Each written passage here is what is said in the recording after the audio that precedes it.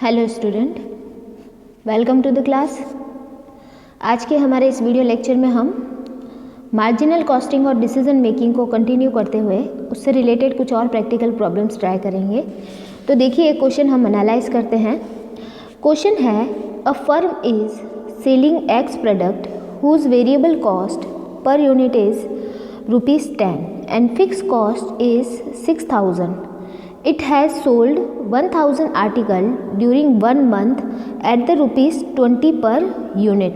ठीक है, एक फर्म जो है वो एक एक्स वस्तु का क्या करती है, विक्रय करती है, जिसकी जो वेरिएबल कॉस्ट है, जिसको परिवर्तनशील लागत कहते हैं, वो पर यूनिट है 10 रुपये। ठीक है, और जो फिक्स कॉस्ट है वो है 6000 रुपये।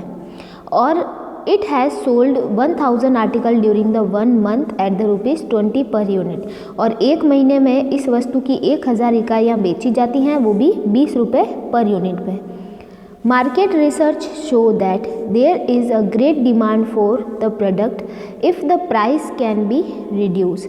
तो मार्केट रिसर्च से ऐसा पता चला है कि इस प्रोडक्ट की बहुत ज़्यादा डिमांड हो सकती है अगर हम इसकी प्राइस को क्या कर सकें, रिड्यूस कर दें। ठीक है, if the price can be reduce to 12.50 rupees per unit, और प्राइस रिड्यूस करके भी कितनी करनी चाहिए, 12.50 रुपये कर देनी चाहिए, क्योंकि अभी इसकी प्रेजेंट सेलिंग प्राइस कितनी है, 20 रुपीज़ है। तो 20 रुपीज़ से इसको 12.50 रुपये पर यूनिट तक कम कर दिया जाए तो इसकी डिमांड बहुत बढ़ सकती है। It is expected that the 5000 article can be sold in expanded market. ठीक है, और ये भी कहा जाए कि इस प्राइस पे 5000 यूनिट्स बेची जा सकती हैं इस बाज़ार के अंदर। ठीक है, the firm has to take a decision whether to produce and sell 1000 units at the ₹20 और produce and sell for the growing demand of 5000 unit at the rate of 12.50. अब कंपनी के पास ये जो फर्म है, इसके पास दो ऑप्शन है। Option number first तो ये है कि वो 1000 यूनिट किस पे बेचे, 20 रुपये में बेचे। ठीक है, 20 रुपये पर यूनिट पे बेचे। और दूसरा ऑप्शन ये है कि वो 5000 यूनिट्स कितने रुपए पे बेचे, 12.50 रुपये पे बेचे। तो दो ऑप्शन इस कंपनी के पास, इस फर्म के पास अवेलेबल है। तो इसमें से उसे कौन सा ऑप्शन सेलेक्ट करना चाहिए। तो give your advice to management in taking a decision. तो आपको मैनेजमेंट को इन दोनों में से कोई एक डिसीजन लेने के लिए क्या देना है, आपको एडवाइस देनी है। ठीक है, तो आपको ये पता करना पड़ेगा कि दोनों में से कौन सा ऑप्शन फर्म के लिए बेनिफिट है, 1000 यूनिट 20 रुपये पे बेचना या 5000 यूनिट 12.50 रुपये पे बेचना। तो देखिए इसका सॉल्यूशन कैसे होगा। तो इसका सॉल्यूशन करने के लिए हमें बनाना पड़ेगा एक मार्जिनल कॉस्ट स्टेटमेंट। तो इसमें हम एक कॉलम में तो प्रेजेंट सेल को शो करेंगे और एक में एक्सपेक्टेड, जो कि 5000 यूनिट्स है, वो शो करेंगे और देखेंगे दोनों में से बेनिफिट किस में ज़्यादा है। ठीक है, तो देखिए हमने यहाँ पे पूरा एक फॉर्मेट बना लिया है मार्जिनल कॉस्ट स्टेटमेंट। इसमें देखिए सबसे पहले हम लिखते हैं सेल्स इन यूनिट्स। सेल्स इन यूनिट्स में प्रेजेंट सेल हमारी कितनी यूनिट्स की है, 1000 यूनिट की, और जो एक्सपेक्टेड होगी वो 5000 यूनिट की होगी। ठीक है, और सेलिंग प्राइस पर यूनिट क्या रहेगी, तो वो भी एक बार यहाँ पे लिख देते हैं, सेलिंग प्राइस पर यूनिट। तो यहाँ पे तो थी ₹20 और यहाँ पे हो जाएगी 12.5 रुपये। ठीक है, फिर यहाँ पे हम एक लाइन खींच के यहाँ पे सेल्स अमाउंट में लिख देंगे, सेल्स इन रुपीज़। ठीक है, तो यहाँ पे तो हो जाएगी सेल्स की अमाउंट 20,000 और यहाँ पे सेल्स की अमाउंट हो जाएगी कितनी, 62,500। ठीक है, तो ये हमारी सेल्स की अमाउंट है। अब इसमें से हमें वो कॉस्ट माइनस करनी है। सबसे पहले तो वेरिएबल कॉस्ट और प्रॉफिट कैलकुलेट करना है हमें। तो वेरिएबल कॉस्ट हमने माइनस की। वेरिएबल कॉस्ट कितनी है, देखिए वेरिएबल कॉस्ट के लिए क्वेश्चन में क्या कहा हुआ है कि वेरिएबल कॉस्ट पर यूनिट है हमारी 10 रुपये। ठीक है, तो 10 रुपये पर यूनिट हमारी वेरिएबल कॉस्ट है। यहाँ पे 1000 यूनिट है, तो 1000 इंटू 10 करेंगे तो ये आ जाएगा 10,000 और 5000 इंटू 10 करेंगे तो 50,000। ठीक है, तो ये वेरिएबल कॉस्ट माइनस करने के बाद हमारा आ जाएगा कंट्रीब्यूशन। तो यहाँ पे हम लिखेंगे कंट्रीब्यूशन और इसका कंट्रीब्यूशन आ जाएगा 10,000 और इसका कंट्रीब्यूशन आ जाएगा 12,500। अब इसमें से हमें लेस करनी है फिक्स कॉस्ट, तब हमारा प्रॉफिट आ जाएगा। ठीक है, तो फिक्स कॉस्ट देखिए दोनों ही कंडीशन में सेम ही रहेगी। तो 6,000 है फिक्स कॉस्ट अभी प्रेजेंट में, तो अगर हम 5,000 यूनिट बनाएंगे तो भी वो 6,000 ही लगेगी।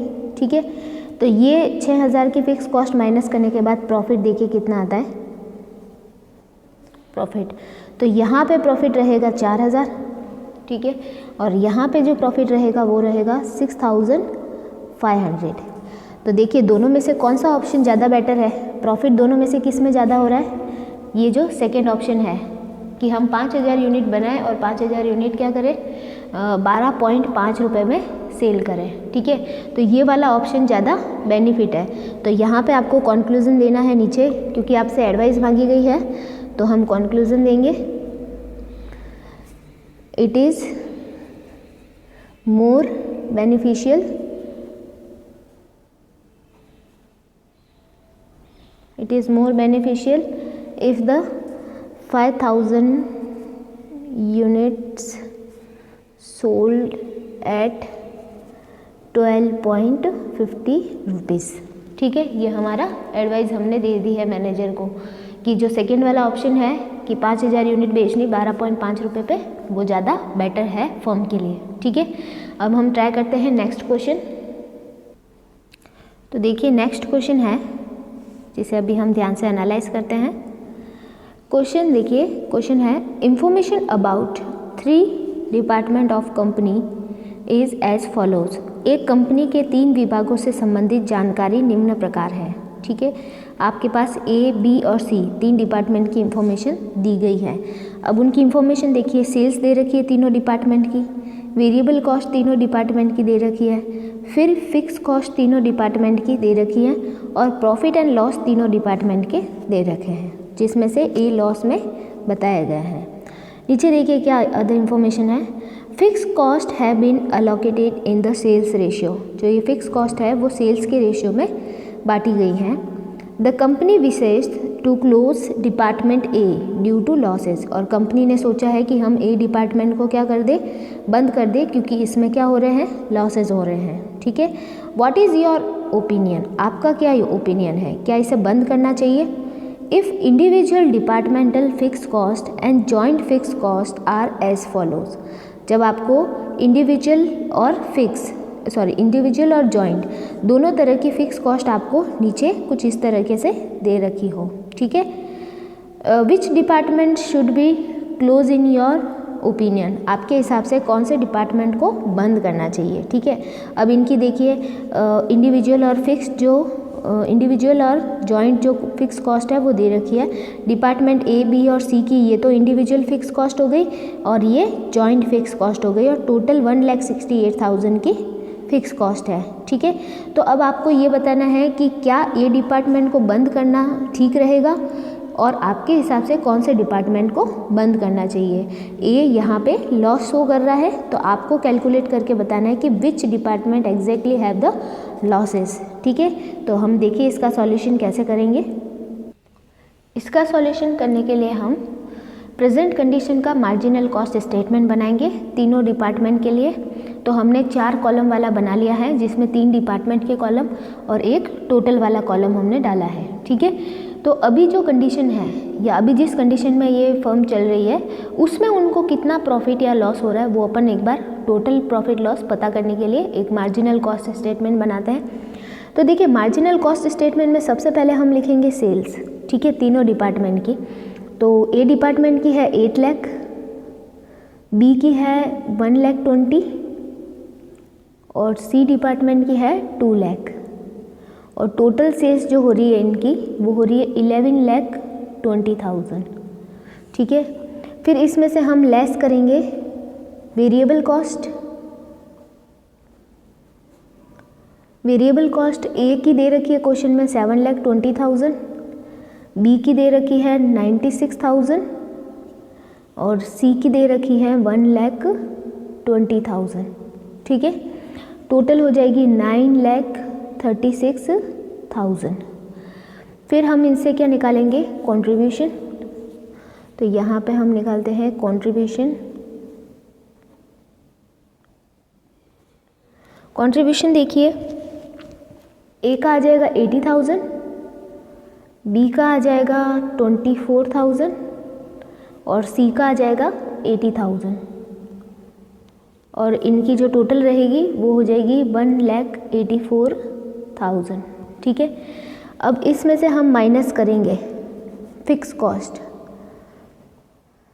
फिक्स कॉस्ट अब तीनों की साथ में ही माइनस कर लेते हैं। टोटल वाले कॉलम में से टोटल हो रही थी 1,68,000, तो हमें पता चल जाएगा कि टोटल कितना प्रॉफिट या लॉस हो रहा था। तो यहाँ पे हम लिख देते हैं, जैसे कि क्या हो रहा है एक बार पता कर लेते हैं। ये होगा प्रॉफिट, ठीक है, प्रॉफिट होगा 16,000 का, 16,000 का, तो यहाँ पे हमने लिख दिया प्रॉफिट। तो ये मार्जिनल कॉस्ट स्टेटमेंट है प्रेजेंट सिचुएशन का, जिसमें इनको क्या हो रहा है, प्रॉफिट हो रहा है। अब ये अगर हम डिपार्टमेंट ए को बंद कर दें, ठीक है, तो डिपार्टमेंट ए को बंद करने के बाद में इनके प्रॉफिट पे क्या इफ़ेक्ट पड़ेगा, उसके लिए हम एक और मार्जिनल कॉस्ट स्टेटमेंट बनाएंगे, जिसमें हम ए डिपार्टमेंट को नहीं बनाएंगे। ठीक है, तो अभी देखते हैं हम इसका एक फॉर्मेट बना के। तो देखिए मैंने इसका फॉर्मेट बना लिया है कि अगर हम डिपार्टमेंट ए को बंद कर दें तो हम मार्जिनल कॉस्ट स्टेटमेंट वापस बनाएंगे, अब सिर्फ बी और सी के लिए, और टोटल का कॉलम बनाएंगे। ठीक है, इस बार वापस हम इनकी सेल्स लिखते हैं। बी की सेल्स जो थी वो थी 1,20,000 और जो सी की सेल्स थी वो थी 2 लाख, और टोटल सेल्स हो जाएगी 3,20,000। ठीक है, और इसमें से हम लेस करेंगे वेरिएबल कॉस्ट। ए की जो वेरिएबल कॉस्ट है वो, बी की जो वेरिएबल कॉस्ट है वो है 96,000 और सी की वेरिएबल कॉस्ट है 1,20,000 और इनकी टोटल हो जाएगी 2,16,000। अब इनका कंट्रीब्यूशन कितना होगा,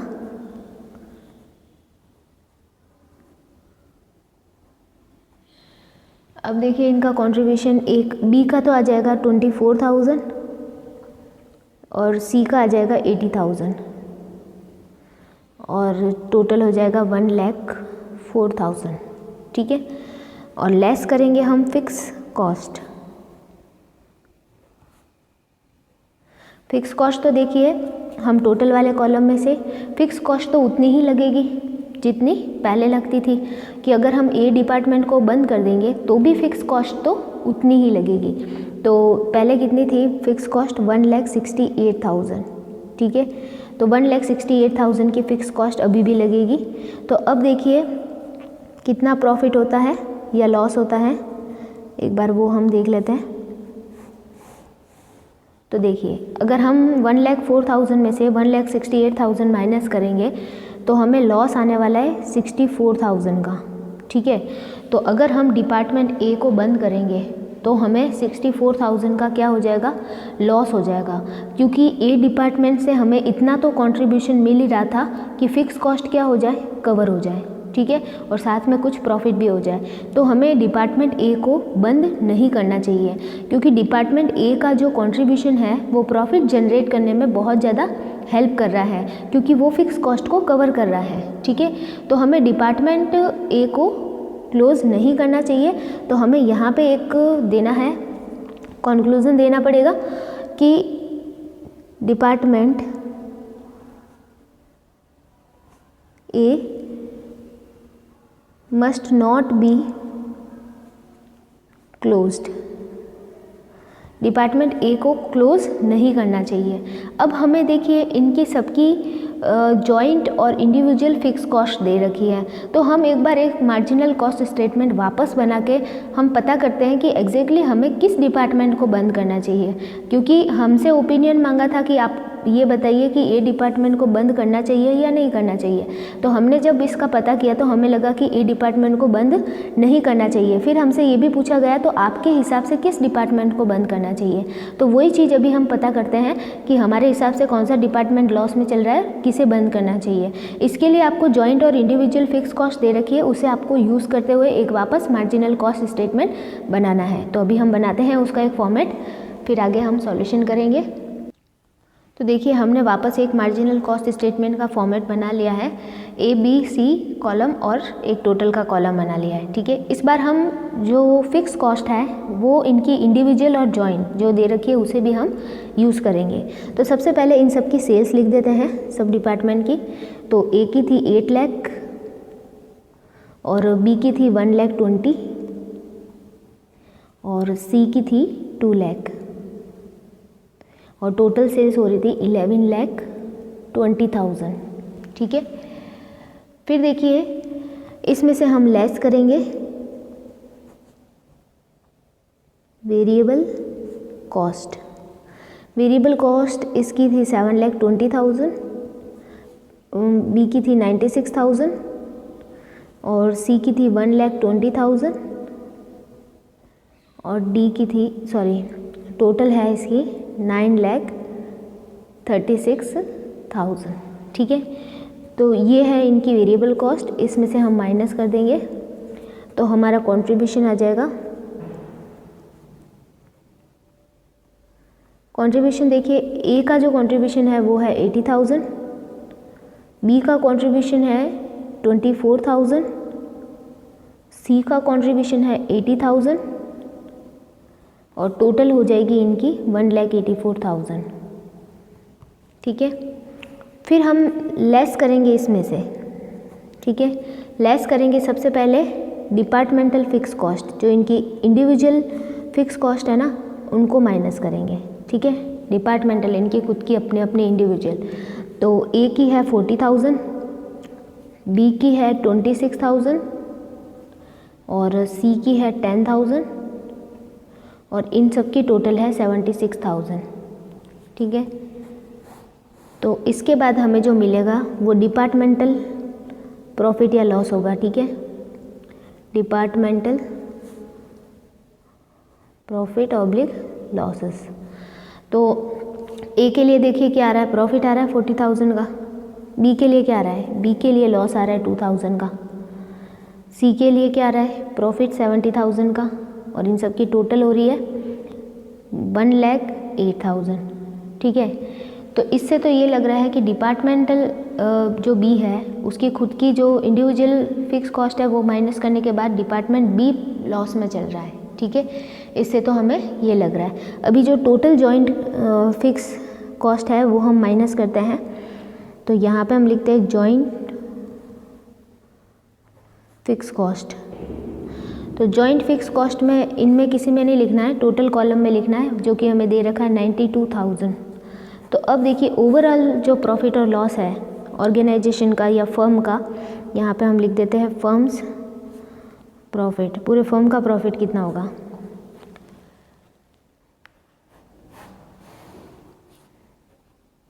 तो इसमें तो कुछ आने वाला है नहीं, इसमें आएगा 16,000। ठीक है, तो अब इसमें ओवरऑल में देखने से ये लग रहा है कि डिपार्टमेंट बी जो है उसके खुद के अपने जो कंट्रीब्यूशन है वो फिक्स कॉस्ट कवर नहीं कर पा रहा है और इसकी वजह से जो टोटल ओवरऑल प्रॉफिट है उसमें क्या आ रही है, कमी आ रही है। ठीक है, तो डिपार्टमेंट बी को क्या करना चाहिए, बंद करना चाहिए।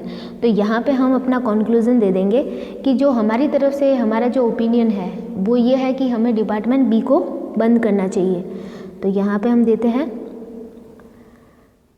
Conclusion, department B should be closed. Department B को क्या करना चाहिए, क्लोज करना चाहिए। तो हमारे हिसाब से ये एक ऑप्शन ओपिनियन है। ठीक है, अब हम देखेंगे नेक्स्ट क्वेश्चन। तो देखिए नेक्स्ट क्वेश्चन है जिसे हम ध्यान से एनालाइज करते हैं। A company manufacture 3 product and their respective details are furnished below. एक कंपनी 3 उत्पाद उत्पादित करती हैं और इससे संबंधित सूचनाएं निम्न प्रकार प्रस्तुत हैं। ठीक है, अब आपको पता है 3 प्रकार के उत्पाद बनाती है ये कंपनी, ए बी और सी तरह के। ठीक है, कैपेसिटी एंगेज, ए जो है वो कैपेसिटी का 20% बनाता है, ए प्रोडक्ट बनाया जाता है और बी जो है वो कैपेसिटी के 40% पे और सी कैपेसिटी के 40% पे है। और यूनिट प्रोड्यूस, कितनी यूनिट बनाई जाती है, ए के लिए 2000 यूनिट, बी के लिए 5000 यूनिट और सी के लिए 6000 यूनिट बनाई जाती है। अब इनकी कॉस्ट दे रखी है, fix cost per unit fix cost दे रखी है 20, 32 और 36। मटेरियल कॉस्ट दे रखी है 10, 12 और 16। वेजेस दे रखी है 7, 9 और 11। फिर वेरिएबल ओवरहेड दे रखे हैं 6, 9 और 10। इसके बाद टोटल ये हो गया। फिर सेलिंग प्राइस पर यूनिट दे रखी है 40, 75 और 85। फिर प्रॉफिट और लॉस पर यूनिट दे रखा है, ए के लिए लॉस हो रहा है 3 और बी के लिए 13 है प्रॉफिट और सी के लिए है 12 पर यूनिट है, ठीक है। फिर देखिए the management proposes to discontinue the line A. Management ने सोचा है कि हम ए को क्या कर देते हैं, बंद कर देते हैं। As for the past few years it is showing a loss. कई टाइम से, पिछले कुछ वर्षों से ए जो है क्या चल रहा है, हानि में चल रहा है। इस वजह से हम इसे क्या कर दें, बंद कर दें। Future prospect of other 2 lines being good. तो बाकी 2 उत्पादों का जो है वो फ्यूचर ठीक है, उनसे क्या हो सकता है, प्रॉफिट हो सकता है। इट इज़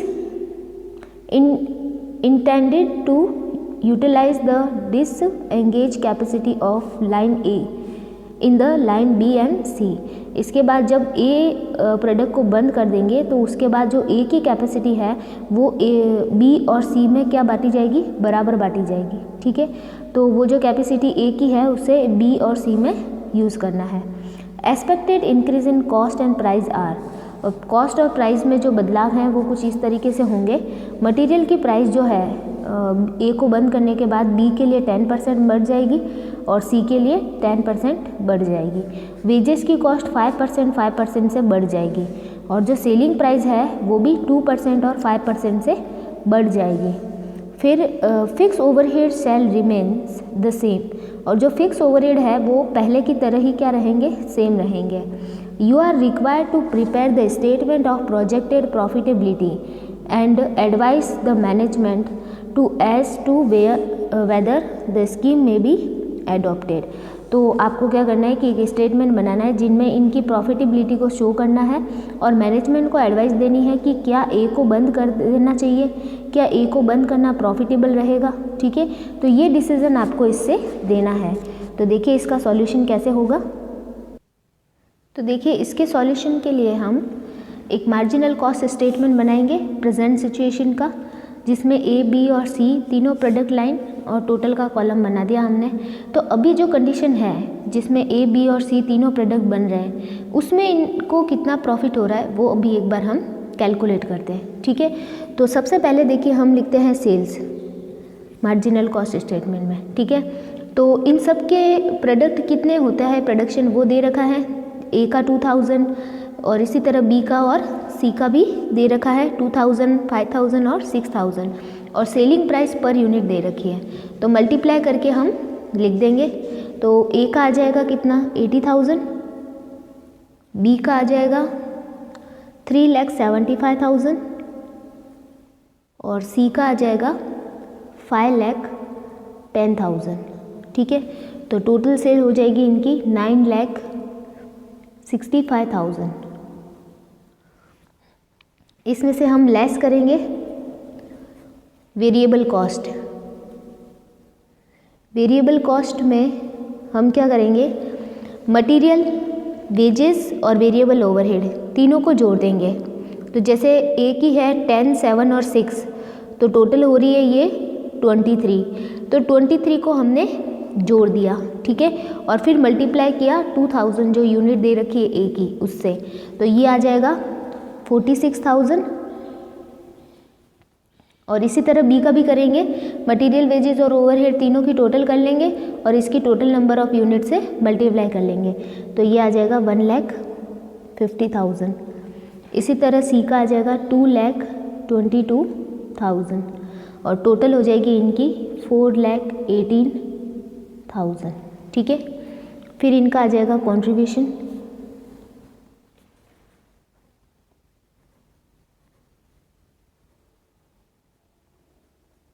तो कंट्रीब्यूशन ए का रहेगा 34,000, बी का होगा 2,25,000, सी का रहेगा 2,88,000 और टोटल हो जाएगी 5,47,000। ठीक है, फिर लेस करेंगे हम फिक्स कॉस्ट। फिक्स कॉस्ट देखिए पर यूनिट दे रखी है हमें, तो हम इनकी यूनिट से मल्टीप्लाई कर देंगे इसको। ठीक है, तो ए की 2000 यूनिट है और 20 रुपीज़ फिक्स कॉस्ट है, तो मल्टीप्लाई कर देंगे हम तो आ जाएगी 40,000। इसी तरह सबकी भी कर लेंगे हम। इसकी आ जाएगी 1,60,000 और इसकी आ जाएगी 2,16,000 और इसकी आ जाएगी टोटल हो जाएगी 4,16,000। ठीक है, फिर हम इसको माइनस करेंगे तो प्रॉफिट ऑब्लिक लॉस आ जाएगा हमारा कि प्रॉफिट हुआ है कि लॉस। ठीक है, तो ए के लिए देखिए क्या हो रहा है, लॉस हो रहा है 6,000 का, बी के लिए 65,000 प्रॉफिट, सी के लिए 72,000 प्रॉफिट और टोटल हो जाएगी 1,31,000। तो टोटल जो प्रॉफिट है करंट जो सिचुएशन है, जो प्रेजेंट सिचुएशन है, उसका कितना है 1,31,000 का प्रॉफिट है। अब ये बोल रहे हैं कि अगर ए को बंद कर दिया जाए, ठीक है, ए को बंद कर दिया जाए और ए की कैपेसिटी को बी और सी में बांट दिया जाए तो इनका प्रॉफिट कितना होगा। तो अभी हम क्या एक वर्किंग नोट प्रिपेयर करेंगे। ठीक है, वर्किंग नोट में हम ये करेंगे कि जो सबसे पहले बी और सी की अभी नई कैपेसिटी कितनी है वो कैलकुलेट करेंगे। ठीक है, तो अभी हम प्रिपेयर करते हैं वर्किंग नोट। वर्किंग नोट में हम सबसे पहले तो इंक्रीज कैपेसिटी निकाल देते हैं बी की।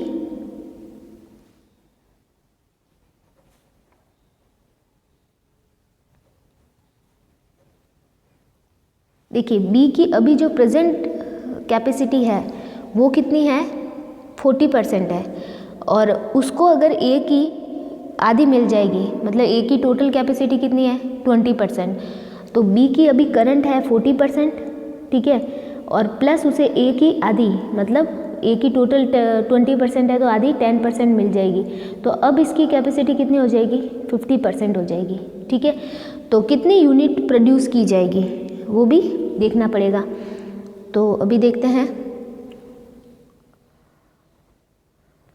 Production in unit.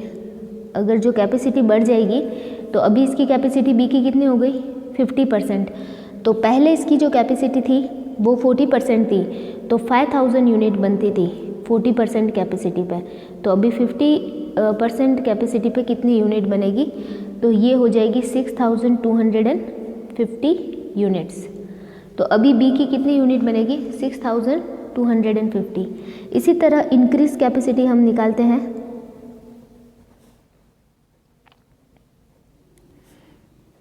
सी की, ठीक है, सी की जो पुरानी कैपेसिटी है वो 40% है और उसको भी अगर 10% कैपेसिटी ए की मिल जाएगी तो इसकी कैपेसिटी भी 50% हो जाएगी। ठीक है, तो ये इसका जो प्रोडक्शन होगा वो यूनिट में कितना होगा वो देख लेते हैं।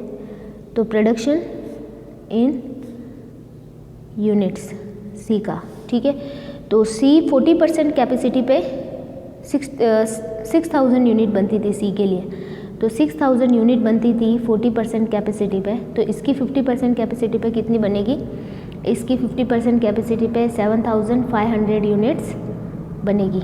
ठीक है, तो ये हमने इंक्रीज कैपेसिटी निकाल दी दोनों प्रोडक्ट की, बी और सी की।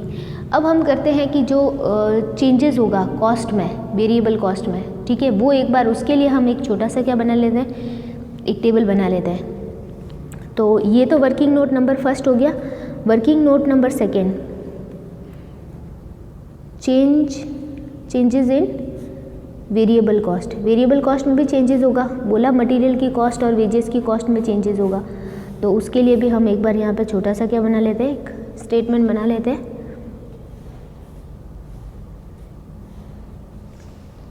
यहाँ पे हम लिख देंगे बी के लिए और यहाँ पे हम लिख देंगे सी के लिए। ठीक है, तो देखिए सबसे पहले जो मटेरियल की कॉस्ट है, पर्टिकुलर मटेरियल की कॉस्ट जो है, अगर ए बंद हो जाता है तो मटेरियल की कॉस्ट में बी और सी के लिए इंक्रीमेंट आएगा और कितने परसेंट आएगा 10%। तो बी के लिए पुराना जो मटेरियल कॉस्ट था वो था 12 रुपये। तो 12 रुपये का 10% अगर इंक्रीज़ हो जाएगा तो कितना हो जाएगा 1.2 रुपीज़। तो 12 में 1.2 जोड़ेंगे तो नई मटेरियल कॉस्ट कितनी हो जाएगी 13.2। ठीक है।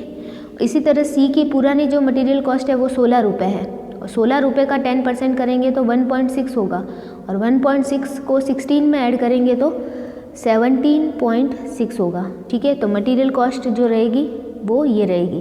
फिर वेजेस की कॉस्ट, वेजेस की कॉस्ट में भी इंक्रीमेंट होगा 5%। तो बी की पुरानी वेजेस कॉस्ट है 9 रुपये, 9 रुपये का 5% करेंगे और उसमें ऐड करेंगे तो ये हो जाएगा 9.45, क्योंकि 45 आएगा 5%। इसी तरह जो सी की है वो वेजेस कॉस्ट है 11, तो 11 का हम 5% करेंगे तो 55 आएगा, तो 55 ऐड करेंगे तो ये हो जाएगा 11.55। ठीक है। फिर जो वेरिएबल ओवरहेड है वो एज इट इज़ रहेंगे, तो वो हम लिख देते हैं 9 और इसके थे 10। तो अभी जो टोटल वेरिएबल कॉस्ट होगी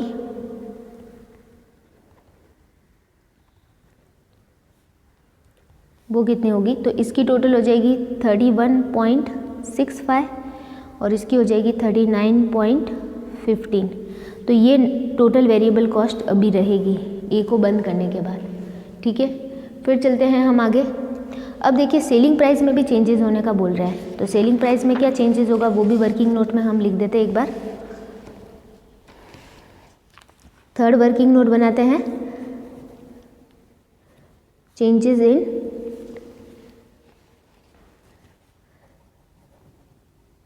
सेलिंग प्राइस। तो देखिए सबसे पहले प्रोडक्ट बी के लिए बात करते हैं। प्रोडक्ट बी की अभी जो सेलिंग प्राइस है वो कितनी है, अभी है 75 रुपीज़। तो 75 में ऐड हो जाएगा 2% इंक्रीज़ हो रही है, तो 75 का 2%, तो यहाँ पे हम लिखते हैं 2% ऑफ 75 ऐड कर देंगे तो ये आ जाएगा कितना, इसका करेंगे तो 1.5 आएगा। ठीक है। तो ये इसमें ऐड करेंगे तो 76.5 रुपीज़ हो जाएगा। इसी तरह हम बात करते हैं सी की। तो देखिए प्रोडक्ट सी की अभी जो सेलिंग प्राइस है वो है 85, उसमें इंक्रीमेंट होगा 5%। ठीक है। तो यहाँ पे लिखते हैं 5% ऑफ 85, तो 85 का 5% करेंगे तो ये आ जाएगा 4.25, और 4.25 को 85 में जोड़ेंगे तो आ जाएगा 89.25। तो ये नई सेलिंग प्राइस है इनकी बी और सी की। अब वापस हम एक बार मार्जिनल कॉस्ट स्टेटमेंट बनाएंगे और पता करेंगे कि ए को बंद करना वाकई में क्या है, फ़ायदेमंद है या नहीं है। ठीक है। तो बनाते हैं अभी हम इसका एक फॉर्मेट। तो देखिए इस टाइप से हम एक वापस मार्जिनल कॉस्ट स्टेटमेंट बना लेंगे। इस बार बी और सी प्रोडक्ट रखेंगे और टोटल का कॉलम रखेंगे। ठीक है। अब हम वापस एक बार लिखते हैं सेल्स। अब जो सेल्स लिखनी है, अब बी की जो कैपेसिटी इंक्रीज़ हुई है तो बी अब कितनी यूनिट्स बनाने, बी में अब कितनी यूनिट्स बनेगी 6250, और नई सेलिंग प्राइस जो है बी की वो है 76.5, तो उससे मल्टीप्लाई करके सेल्स लिखनी है 6250 इंटू 76.5 करके। ठीक है।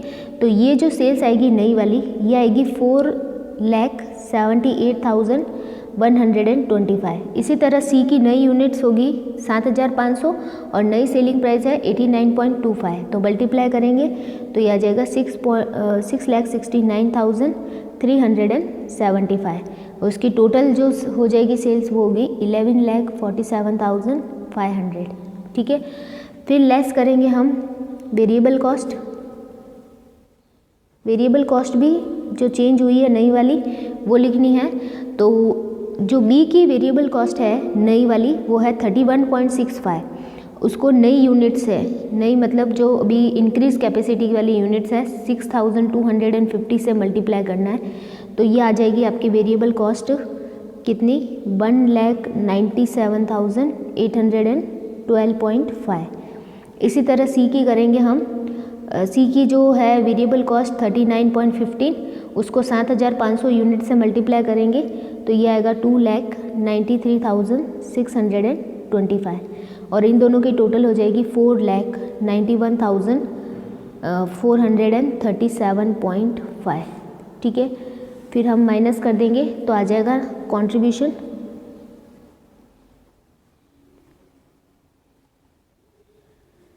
कंट्रीब्यूशन देखिए ए का रहेगा 2,80,312.5, इसी तरह सी का रहेगा 3,75,750।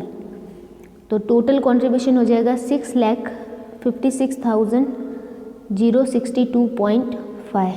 ठीक है, फिर लेस करेंगे हम फिक्स कॉस्ट। फिक्स कॉस्ट में कोई चेंजेस नहीं हुआ है, तो फिक्स कॉस्ट पहले जितनी लगती थी उतनी की उतनी अब लगेगी। अब बात यह है कि जो बी और सी की इंडिविजुअल है वो आपको नहीं लेनी है, टोटल पूरे फर्म की फिक्स कॉस्ट लेनी है। तो पहले जो हमने स्टेटमेंट बनाया था उसमें जो टोटल फिक्स कॉस्ट थी, ये वाला मार्जिनल कॉस्ट स्टेटमेंट, तो इसमें टोटल फिक्स कॉस्ट कितनी थी? 4,16,000। ठीक है, अब इससे कोई फ़र्क नहीं पड़ता कि हम ए प्रोडक्ट नहीं बना रहे हैं, ए प्रोडक्ट नहीं भी बनाएंगे तो भी फिक्स कॉस्ट इतनी ही लगेगी, क्योंकि उस समय इस फिक्स कॉस्ट को 3 प्रोडक्ट में बांटा था। अब क्या रहेंगे कि इस फिक्स कॉस्ट को 2 प्रोडक्ट ही डिस्ट्रीब्यूट करेंगे, तो हमें तो टोटल फिक्स कॉस्ट ये ही लेनी है। ठीक है, तो हम टोटल फिक्स कॉस्ट वो वाली लेंगे जो पहले लगती थी, तो ये थी 4,16,000। ठीक है, तो अब देखिए टोटल जो फर्म का प्रॉफिट है उसमें क्या चेंजेस आता है। तो इसमें देखिए ऑब्वियस सी बात है, ये प्रॉफिट आएगा 6 लाख में से हम 4 लाख माइनस करेंगे तो ये जो आने वाली है अमाउंट 2,40,062.5, तो ये हो रहा है प्रॉफिट। ठीक है, ए को बंद करने से प्रॉफिट में देखिए इंक्रीमेंट हुआ है। प्रॉफिट कितना हुआ? 2,40,062, जबकि जब ए चालू था तब जो टोटल प्रॉफिट था वो 1,31,000 ही था। तो इसका मतलब ए को क्या कर देना चाहिए? बंद कर देना चाहिए। ठीक है, तो यहाँ पे हम लिख देते हैं अपना जो कंक्लूजन है वो दे देते हैं कि product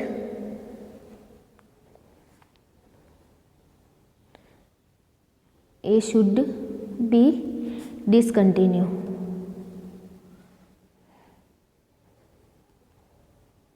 product A should be discontinue, तो हमें प्रोडक्ट ए को क्या कर देना चाहिए? बंद कर देना चाहिए, क्योंकि अगर हम ए को बंद करेंगे तो प्रॉफिट में क्या होगा? इंक्रीमेंट होगा। ठीक है, तो ये था इसका सॉल्यूशन। आगे के जो क्वेश्चंस हैं वो हम नेक्स्ट वीडियो लेक्चर के अंदर करेंगे। Okay, thank you.